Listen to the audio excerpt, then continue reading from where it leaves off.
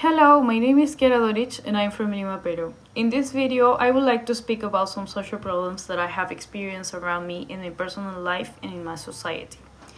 Coming from a culturally diverse but deeply unequal country has shaped the way I think about people, communities, and social structures.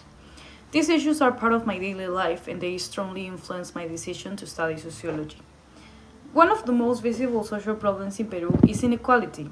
Although the country has rich natural resources and a strong cultural diversity, economic opportunities are not the same for everyone.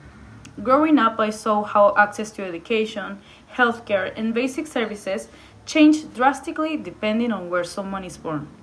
In Lima, wealthy districts have excellent infrastructure, while many other areas lack proper transportation, safety, and educational resources. This inequality shapes people's futures from a very young age. For example, talented students often cannot continue their studies because of financial limitations, and informal work becomes their only option. The root causes are complex, but they include historical class development and limited investment in public services.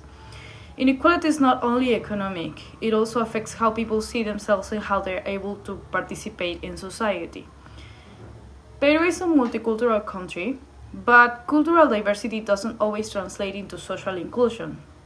For example, the indigenous communities, migrants from rural areas of Peru, and people living in informal settlements often face discrimination or lack of representation. I have seen how many people's identity, their language, appearance, or place of origin can influence on how society treats them. In daily life, this results in stereotypes, exclusion, or unequal access to opportunities. The causes include a long history of colonialism, internal migration, and the absence of strong public policies that promote cultural equality and integration. A social problem that I feel personally connected to is mental health challenges faced by young people. Many of my friends and even myself, I have experienced anxiety and depression or emotional instability linked to economic stress, lack of opportunities, and social pressure. Through my work in tattooing, visual arts, and music, I have met many young people who express their emotional struggles through creativity.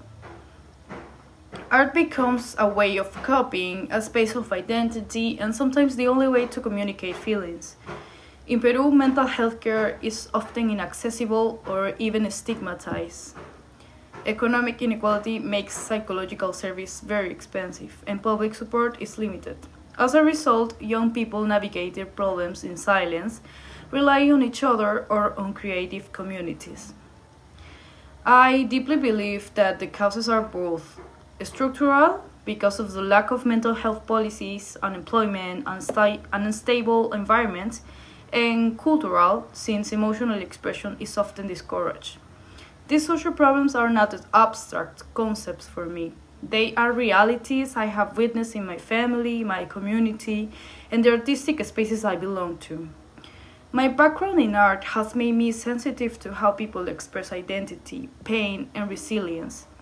Through the two culture and music communities, I have seen how social issues manifest emotionally, creatively, and culturally.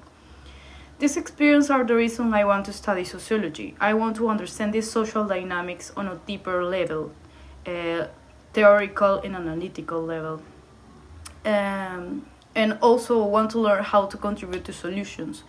I am particularly interested in cultural sociology, inequality, and youth communities. Thank you for listening. I hope this introduction gives you a clear idea of how the social problems in my environment have shaped my perspective and motivate me to pursue sociology.